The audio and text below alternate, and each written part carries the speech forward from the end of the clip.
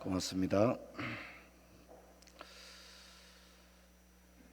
내일은 학습 세례 입교 문답이 있는데 1시에 하게 됩니다.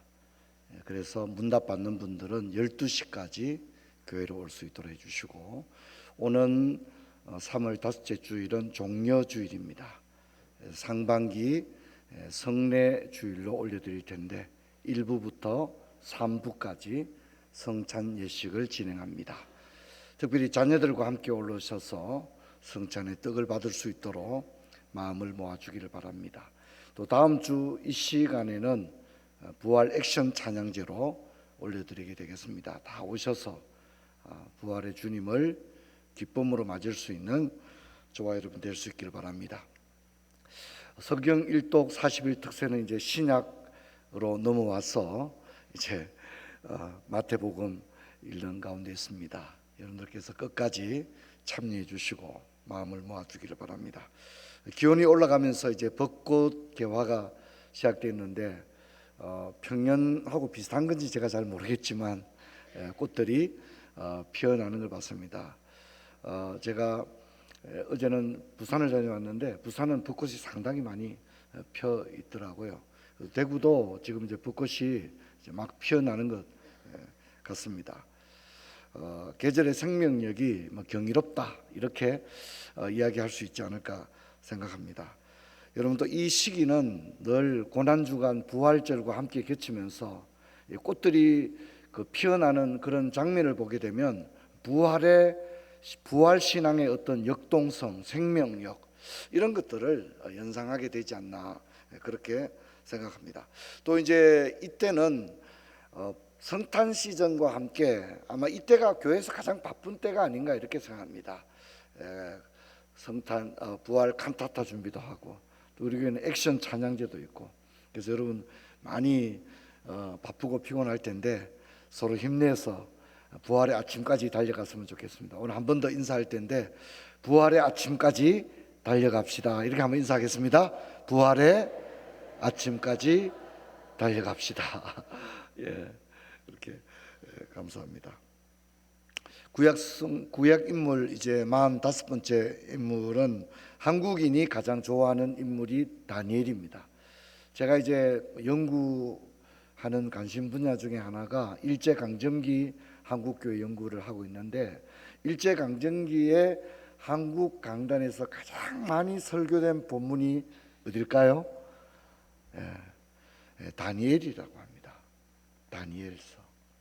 그래서 우리나라가 힘들고 어려울 때에 우리 믿음의 선진들은 다니엘서를 읽으면서 하나님께서 이 나라를 장차 회복하실 것을 믿는 믿음으로 달려갔다.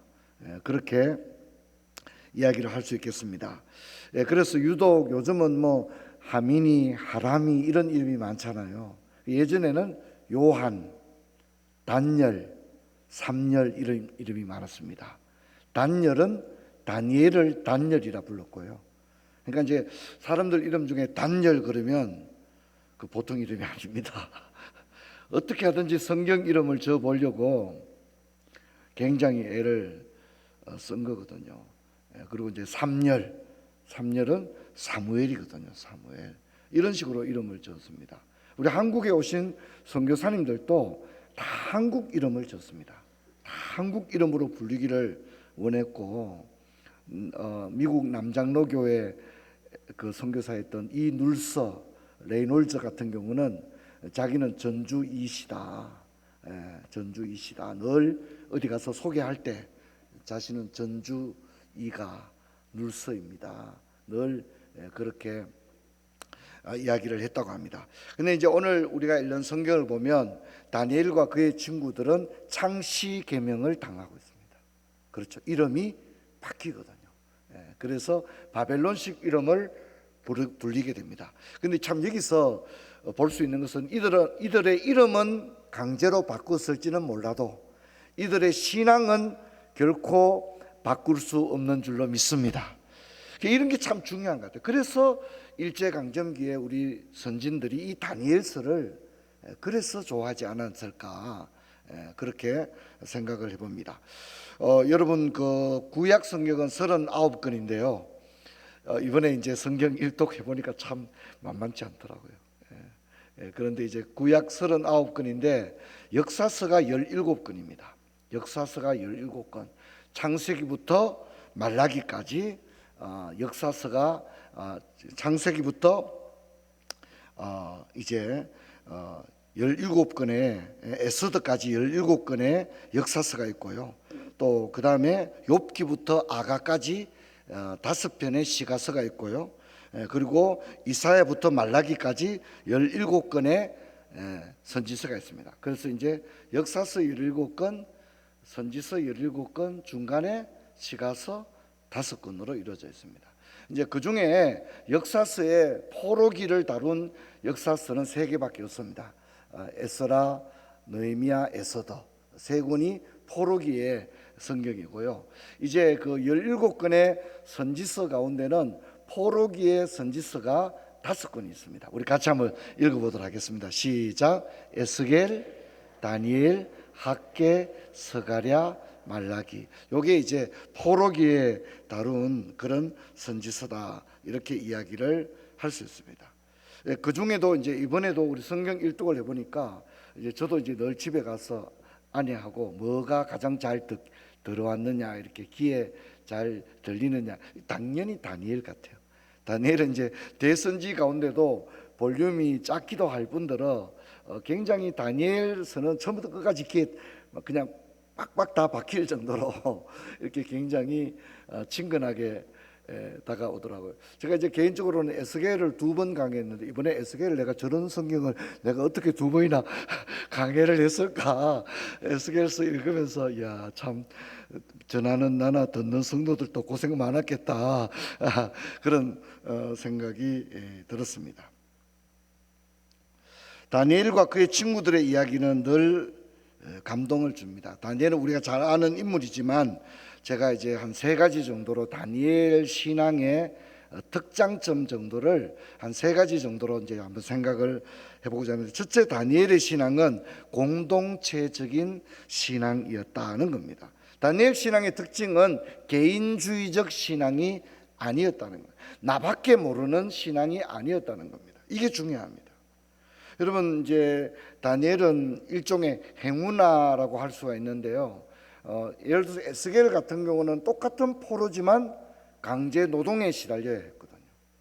그런데 이제 다니엘은 좀 다릅니다. 뽑혀가서 선발되어 갔습니다. 그렇죠? 선발되어 가서 바벨론 왕실 학교에서 공부를 하게 됩니다. 당시에 최고의 교육 환경에서 최고의 대우를 받으면서 또 미래가 보장된 그런 거죠. 그러니까 어떻게 생각하면 다니엘은 민족의 운명과는 다르게 개인사를 보게 되면 어떻다고요? 굉장히 행운이 따랐다, 그렇게 이야기를 할 수가 있습니다. 근데 중요한 것은 다니엘을 읽어보면요, 다니엘은 이것을 개인의 야망을 이루려고 하는 기회로 조금도 삼지 않았다는 게 중요합니다. 야, 뭐 나라야 의되든지 말든지 내가 잘 되는 게 중요해? 아닙니다. 다니엘은 전혀 그렇지 않았다는 겁니다.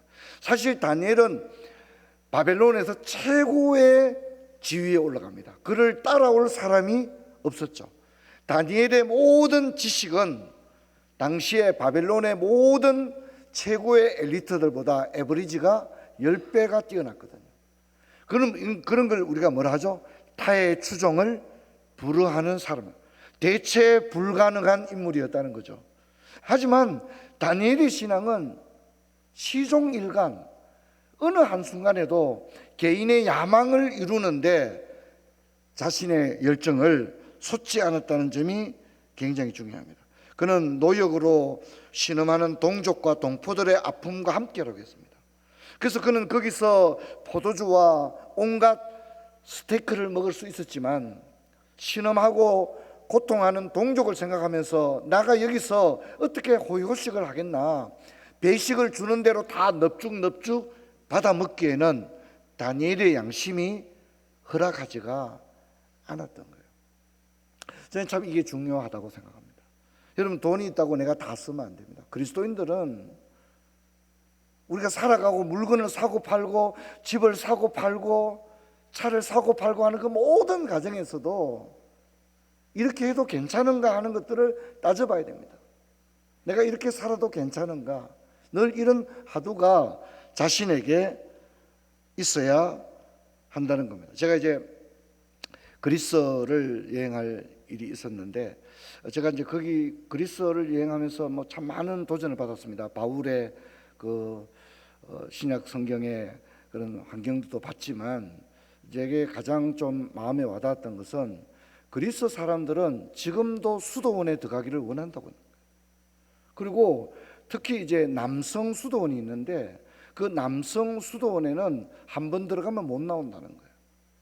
그래서 어느 외딴 섬에 있는데, 이 수도원이 단 한 번도 외부에 공개된 적이 없는 수도원이라는 거예요.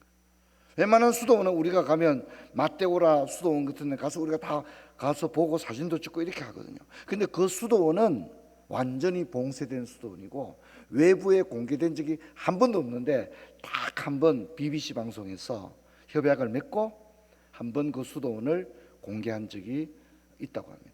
근데 그리스 사람들 가운데는 내가 살다가 한 번은 수도사의 삶을 살다가 내 생을 마감하리라, 내 세상의 모든 것을 끊고 오직 주님과 동행하며 성경을 읽고 묵상하고, 그죠?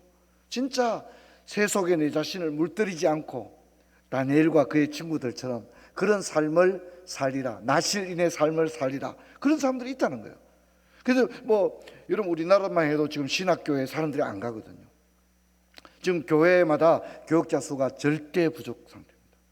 근데 이건 한국의 기독교만 그런 게 아니라 불교하고 로마 가톨릭은 더 심각한 상황이거든요. 근데 제가 여기는 유럽이지 않습니까? 유럽. 근데 유럽인데도 너무나도 많은 사람들이 고귀한 삶을 추구하고 있다는 거예요. 할렐루야.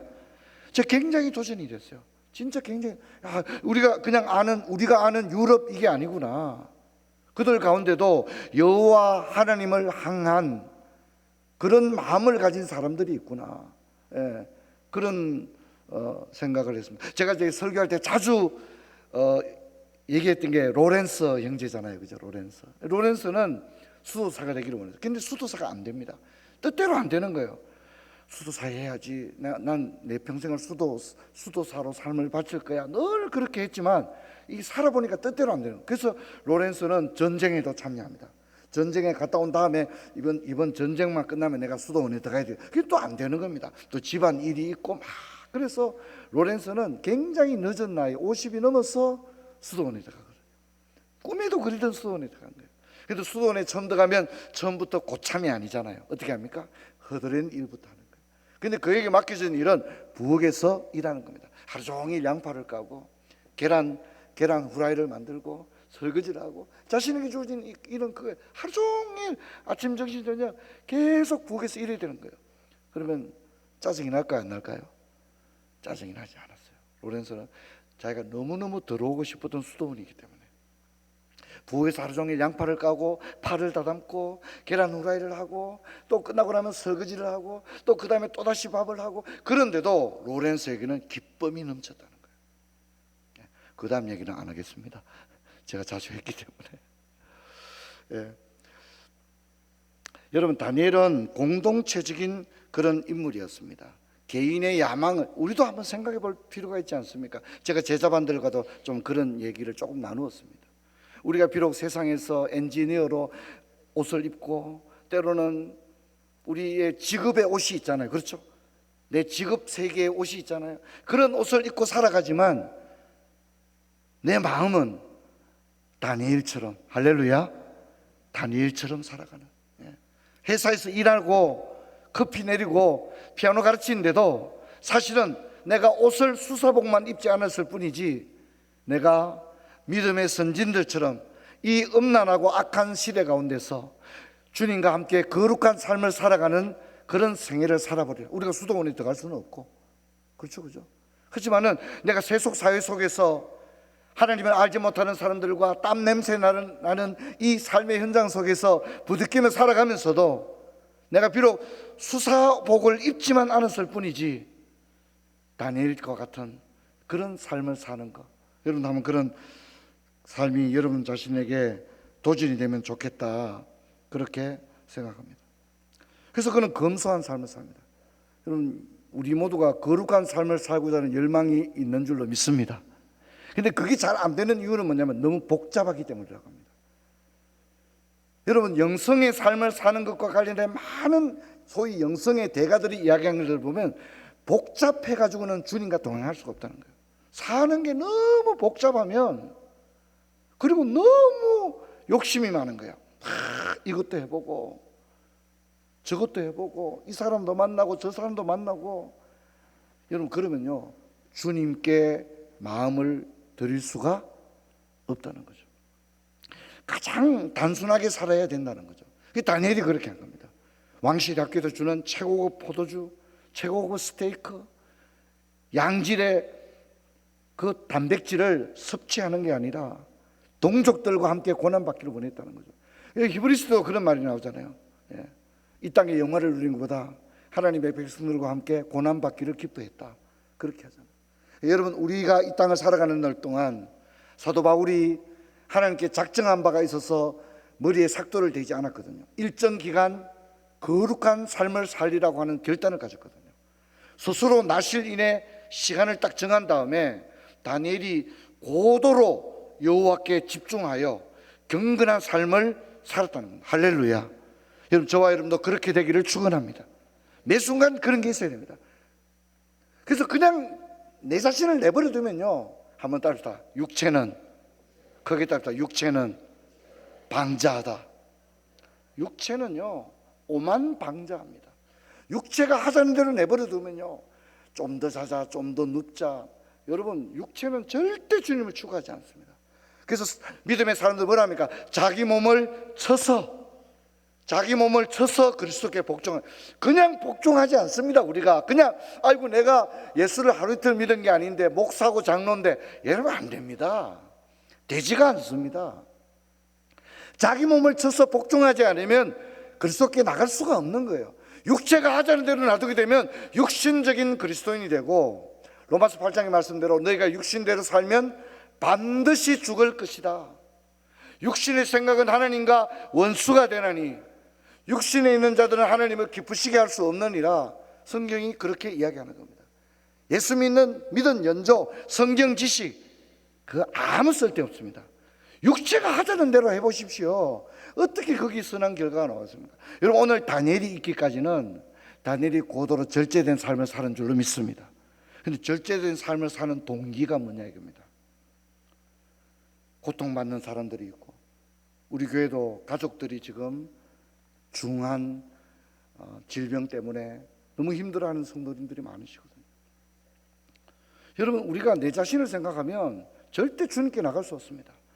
가난한 이웃들을 생각하고, 여러 가지 어려움으로 말미암아 힘들어하는 형제 자매들을 생각하고, 선교지에서 고통하고 있는 선교사님들을 생각하고, 또 우리 네팔에 있는 그 연약한 아이들, 또 우리 방글라데시의 그 열악한 곳에서 공부하고 있는 그런 아이들, 우리가 이런 걸 생각하면요, 여러분, 우리 자신이 욕망과 탐욕에 향해 달려가는 우리의 마음들을 여러분 우리가 주님께로 다잡을 수 있는 줄로 믿습니다.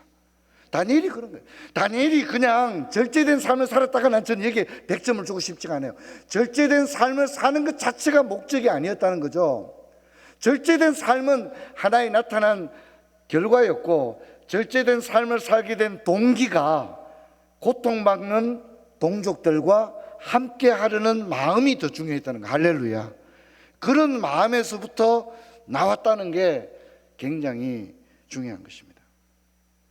여러분, 이 시기에 유대인들은 비록 나라가 망하고 포로가 되었지만 결코 바벨론에 동화되기보다는 신앙의 절개를 지켰습니다. 여러분, 그런데 다니엘이 이 바벨론에 동화되지 않기 위해서, 동족과 고통을 함께하기 위해서 선택했던 것은, 한번 답시다, 음식이었다.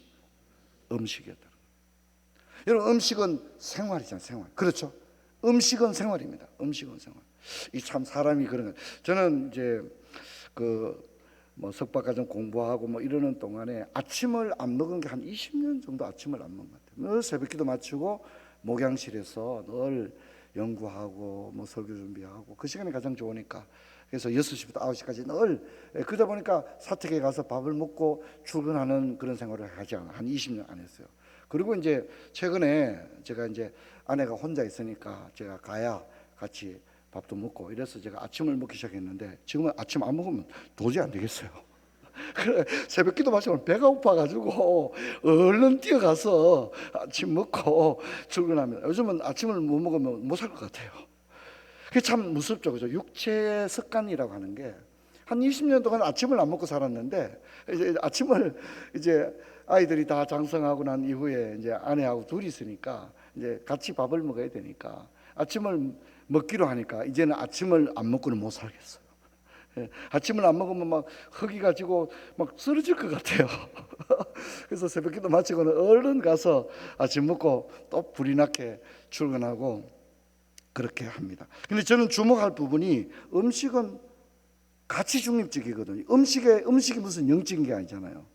그렇죠, 그죠? 그런데 다니엘은 어쩌면 이렇게 평범해 보이는 음식 문제, 그렇죠, 그죠? 내가 일상으로 먹는 것, 그것에 자신을 복종시켰다는 거예요. 할렐루야. 참 중요합니다. 여러분, 저는 이게 참 중요한 것 같아요. 여러분, 우리가 사소한 것, 내가 즐기는 것, 내가 선호하는 것들을 단호하게 버릴 수 있는 것은요, 대단한 것입니다. 아무나 그렇게 할 수 있는 게 아닙니다. 여러분, 우리가 예수 믿고 난 다음에 내가 주님을 위해서 바울은 일정 기간 동안 나실인의 규정을 지키려고 했다고 했는데 여러분 그래 본 적 있습니까? 내가 이렇게 살아서는 안 되겠다. 내가 하나님 앞에 내가 결단해야 되겠다. 어떤 분은 기도를 결단하고 내가 이번 주는 기도해야 되겠다 이렇게 하잖아요, 그죠?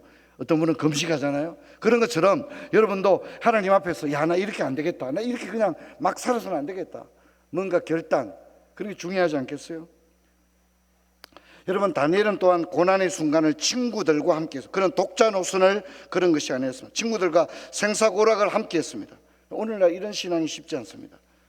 저는 우리 고등부 졸업한 우리 학생들이 또 고등부 후배들을 위해서 스텝으로 섬기는 그런 모습을 보면 너무 아름답다고 생각합니다. 또 우리 청년들이 후배들을 위해서 중등부, 고등부 여름 신앙 수련할 때 다 가서 스텝으로 섬기고 막 그렇게 하는 걸 보면 너무 이쁘고 참 아름답습니다. 다니엘서 2장 49절을 보면 왕이 또 다니엘의 요구대로 사드락과 메삭과 아벳느고를 세워 바벨론 지방의 일을 다스리게 하였고 다니엘은 왕궁에 있었더라 합니다. 다니엘은 자기만 잘 되는 게 아니었습니다. 다니엘은 친구들을 모르는 채 하지 않았습니다.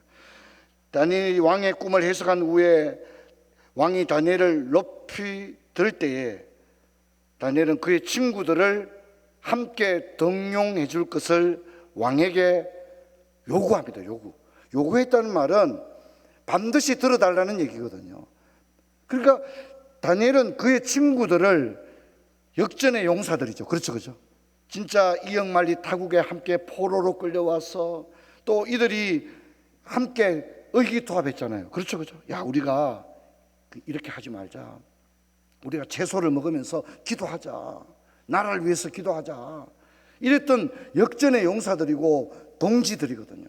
그런데 그들을 못 본 채 하지 않았다는, 왕에게 요구했다는 겁니다.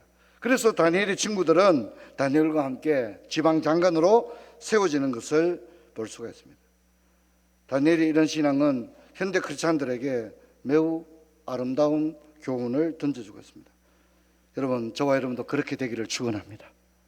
내가 잘 되면 나만 생각하는 게 아니라 내 시골의 고향 교회도 좀 생각하고 고향 교회도 좀 가서 헌금도 하고 여름 휴가 때 명절 때 고향 교회 가서 비 새는 데는 없나, 교회 뭐 참 내가 뭐라도 좀 해야 되겠다. 여러분, 그런 마음이 있기를 주의 이름으로 축원합니다. 내가 대단한 부자가 아니어도 그렇게 할 수 있기를 바랍니다. 형편이 좋아지고 내가 높은 지위를 가지게 될 때 내가 우리 교회 아이들을 위해서 내가 뭘 할까? 여러분, 그런 마음들을 가져보기 바랍니다. 제가 이제 목회를 참 오래 했습니다. 원래 30년입니다. 교회 개척만 30년이고 제가 교육전서부터 했는 이력을 따지게 되면 40년이 다 돼갑니다. 제가 이렇게 오랜 세월을 목회하면서 첫 직장에 들어가서 봉급 전체를 하나님께 드린 것을 딱 한 번 봤습니다. 한 번. 내가 모르는 것도 있을 수는 있겠죠. 제가 아는 범위 안에서 말씀을 드리자면, 청년이 직장에 들어가서 첫 봉급 전체를 주님께 다 드린 것을 제가 딱 한 번 봤습니다. 그리고 아파트를 오랫동안 살다가 아파트를 팔고 차익이 생긴 거죠. 그 차익을 헌금한 것을 제가 딱 한 번 봤습니다. 제가 모르는데 하신 분도 있다고 저는 생각합니다. 제가 아는 범위 안에서는 딱 한 명이었습니다. 자, 그 다음에 부모님에게 유산을 받아가지고 하나님께 11조를 한 경우도 제가 공식적으로는 딱 한 분밖에 보지 못했습니다. 자, 그 다음에 퇴직을 했습니다. 퇴직금 정산을 했는데 퇴직금을 하나님께 11조로 드린 경우도 제가 30년 목회 경력에 딱 한 번밖에 보지 못했습니다. 여러분, 제가 헌금을 가지고 말한 것을 용서하시기 바랍니다. 여러분, 자신의 것을 드린다는 건 진짜 어려운 일입니다. 내가 누리고 내가 할 수 있는데 절제하는 것, 그것을 주님께 내어드리는 것 결코 쉬운 일이 아니에요. 여러분, 다니엘을 우습게 생각하면 안 됩니다. 이런 다니엘의 모습이 너무나도 아름답다고 생각합니다. 두 번째, 다니엘은 우선순위가 분명한 신앙인이었습니다. 그에게 우선순위는 하나님이었습니다. 거룩이었습니다. 성결이었습니다. 예배였습니다. 기도였습니다. 다니엘은 상황에 따라 그때그때 바뀌는 신앙이 결코 아니었습니다. 다니엘은 신앙의 우선순위가 아주 분명했습니다. 절대적 신앙의 가치를 결코 타협하지 않습니다. 다니엘 6장 10절을 보면 다니엘이 이 조수의 왕의 도장이 찍힌 것을 알고도 자기 집에 돌아가서는 윗방에 올라가 예루살렘에 향하여 창문을 열고 전에 하던 대로 하루 3번씩 무릎을 꿇고 기도하며 그의 하나님께 감사했더라. 다니엘의 경쟁자들이 다니엘을 어떻게 하면 참소할까, 다니엘을 어떻게 하면 좀 낙마시킬까, 온갖 것을 찾아도 다니엘의 흠을 찾을 수 없어요. 그래서 이들이 계략을 꾸미는데 뭡니까? 30일 동안에는 오직 왕에게만 기도하고 다른 신들의 이름으로는 기도할 수 없다는 우스꽝스러운 법을 만듭니다. 30일 기도 금지법을 만듭니다. 그럼 30일 동안에는 다니엘은 여호와 하나님께 기도하면 안 되는 거죠. 이 법에 의하면. 그래서 이렇게 해서 이들이 다니엘의 신앙생활을 잘 알고 있기 때문에 다니엘을 함정에 빠뜨리기 위해서 이런 법을 만들었던 겁니다. 근데 여러분, 다니엘을 보면 왕의 도장이 조수에 찍힌 것을 알고도 변함없이 기도의 자리에 나갑니다. 여러분, 우리에게 기도는요, 숙제하기 싫은 사람들의 기도 같습니다. 하지만 다니엘은요, 오늘 죽어도 기도하고 죽는 삶을 선택한 줄로 믿습니다. 그러니 하나님이 다니엘의 기도를 들으시는 거죠. 근데 여러분, 우리가 이 본문에서 주목해야 될 부분은 다니엘이 그런 기도를, 그 왕의 조수의 의인이 찍혔고 자신의 정치적인 경쟁자들이 분명히 고소할 겁니다. 그렇죠, 그죠? 그러면 다니엘의 이제 모든 것은 끝납니다. 끝, 그죠? 모든 것은 끝납니다. 그런데 다니엘의 이 기도는 얼마나 처절한 기도겠어요. 근데 다니엘이 무슨 기도를 했을 것 같습니까, 여러분? 이런 상황에 다 알고도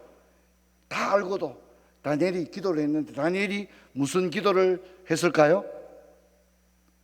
오늘 상태가 좀 안 좋은 것 같습니다. 다니엘이 무슨 기도를 했을까요? 성경 본문 한 번 더 띄워주시기 바랍니다. 그의 하나님께 뭐 했다고요? 그의 하나님께 감사했더라. 그래요. 다니엘은 감사했다. 어쩌면 마지막이 될지도 모르는, 그죠? 이제 내일을 알 수 없는 그런 상황인데 다니엘이 했던 기도는 그의 하나님께 감사하였더라. 그렇게 기도하고 있는 것입니다. 여러분, 마지막입니다. 다니엘은 말씀과 기도의 사람이었습니다. 여러분, 다니엘은 자기 일에만 빠진 사람도 아니었고 그렇다고 해서 기도만 하는 사람도 아니었습니다. 균형을 주고 있는데요, 다니엘 9장 1절로 2절 한번 보겠습니다. 메대 족속 아수에로의 아들 다리오가 갈대 나라 왕으로 세움을 받던 첫 해 곧 그 통치 원년에 나 다니엘이 뭐죠? 책을 통해, 성경입니다, 여호와의 말씀으로 선지자 예레미야에게 알려주신 그 연수를 깨달았나니 곧 예루살렘의 황폐함이 70년 만에 그치리라 하신 것이니라 합니다. 여러분 다니엘은요 기도만 한 게 아니라 뭘 읽었다고요? 성경을 읽었다는 거예요. 성경을 읽으면서 기도했다는 거예요. 그냥 무조건 하루 창문 열어놓고 3번 기도만 했는 게 중요한 게 아니라 그는 성경을 읽으면서 또한 기도한 줄로 믿습니다. 이게 중요한 거예요. 이게 굉장히 중요한 거예요. 그럼 우리가 기도도 중요하지만 말씀과 기도가 균형을 이루어야 되는 거예요. 이게 굉장히 중요해요. 다니엘이 바로 그런 것입니다. 다니엘이 우리에게 그런 모범을 보여줍니다. 일에만 빠진 것도 아니고 어떤 분은요 교회 사역에만 빠져버리거든요. 교회 사역에 자신에게 넘치도록 해버리니까 다른 것에 밸런스를 잃어버리는 거죠. 어떤 분은 기도만 합니다. 어떤 분은 성경만. 그렇지 않아요. 다니엘은 균형을 보여주는 거예요. 성경도 읽고 기도도 하고 헌신했던 거죠. 그는 늘 기도했지만 또한 성경을 읽었습니다.